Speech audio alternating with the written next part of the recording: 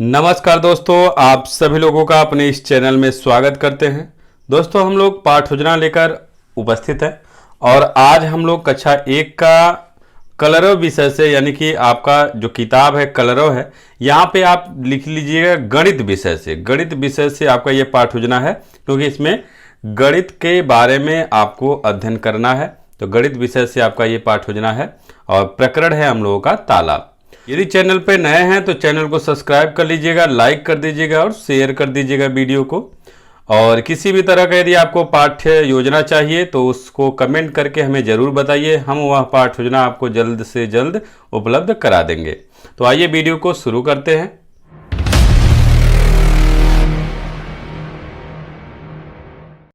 पाठ्य योजना बनाने के लिए सबसे पहले हम लोग क्या करेंगे, ऐसे पाठ्य योजना संख्या लिखेंगे। जो भी आपका संख्या यहाँ पे होगा 1 2 3, जो भी आपका नंबर होगा वो आप यहाँ पे लिख लीजिएगा। फिर उसके बाद विद्यालय का नाम, यानी जिस विद्यालय में पाठ्य योजना को पढ़ाएंगे उस विद्यालय का नाम लिखिएगा।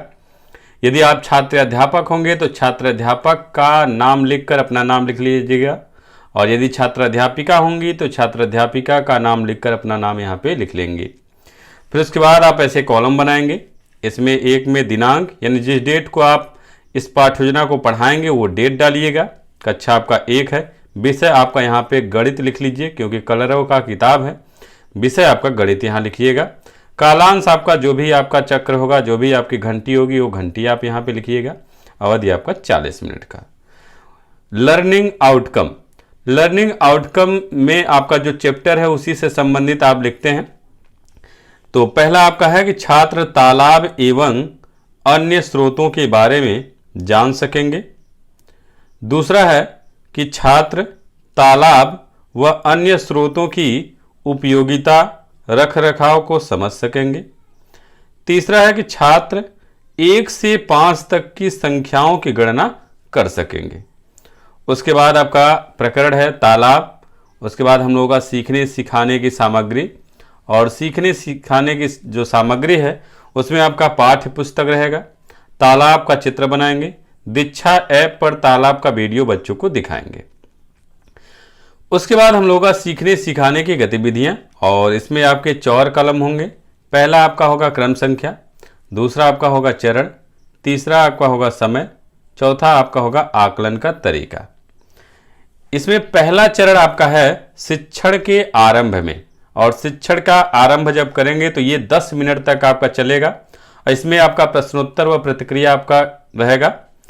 इसमें आपका क्या होगा कि छात्र अध्यापक या छात्र अध्यापिका छात्रों से तालाब व अन्य जल स्रोतों के बारे में चर्चा करते हुए पाठ की शुरुआत करेंगे, और छात्रों के पूर्व ज्ञान को परखने के लिए कुछ प्रश्न पूछेंगे।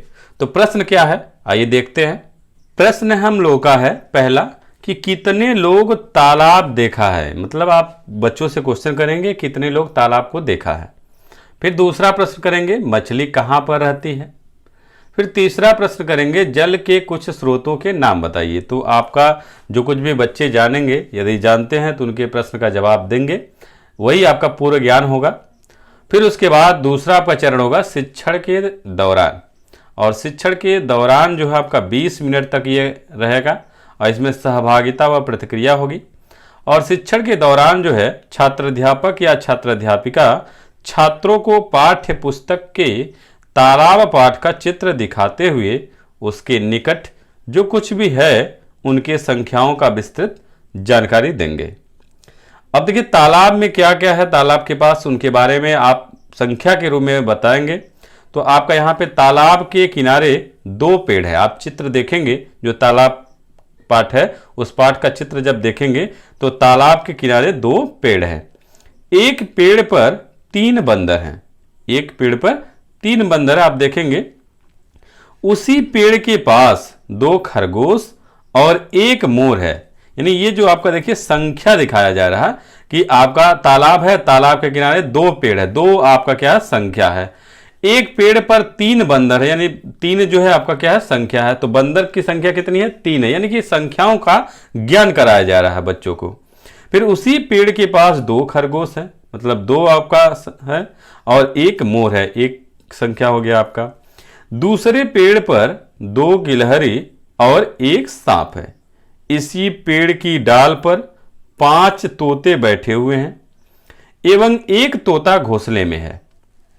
आसमान में 5 चिड़िया उड़ रही हैं। फिर उसके बाद तालाब के निकट 4 कछुए तालाब से बाहर व एक कछुआ जल में है। तालाब में एक मेढक और 4 मछली दिखाई दे रही हैं। तालाब के पास 3 बत्तख हैं और फूलों पर एक तितली मंडरा रही है। तालाब के पास 3 चूहे भी हैं। इस प्रकार छात्राध्यापक छात्राध्यापिका छात्रों की संख्याओं का ज्ञान कराएंगे। यानी आपको यहां पे क्या करना है, 1 से 5 तक के अंकों का ज्ञान आपको बच्चों को कराना है। तो 1 से 5 तक के ही अंकों के बारे में यहां पे बताया गया है।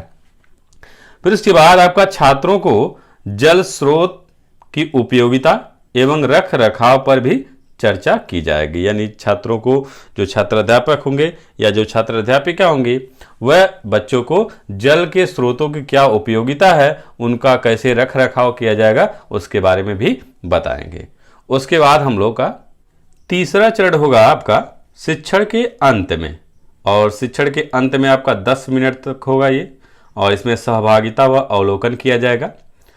तो इसमें आपका छात्राध्यापक या छात्राध्यापिका शिक्षण के अंत में छात्रों से बोधात्मक प्रश्न करेंगे। और बोधात्मक प्रश्न में आपका पहला क्वेश्चन हो जाएगा कि आसमान में कितनी चिड़िया उड़ रही हैं। फिर दूसरा क्वेश्चन होगा कि घोंसले में कितना तोता है। तीसरा क्वेश्चन करेंगे तालाब में मछलियों की संख्या कितनी है। फिर चौथा क्वेश्चन करेंगे कि तालाब के निकट कितने बत्तख हैं। फिर 5वां क्वेश्चन करेंगे तालाब के पास कितने पेड़ हैं। इस तरह से आप क्वेश्चन करेंगे। और भी क्वेश्चन आप कर सकते हैं। फिर उसके बाद आपका गृह कार्य, और गृह कार्य में बच्चों कल घर से तालाब के निकट व तालाब में रहने वाले जीव जंतुओं के नाम लिखकर लाना है। फिर उसके बाद आगामी शिक्षण योजना।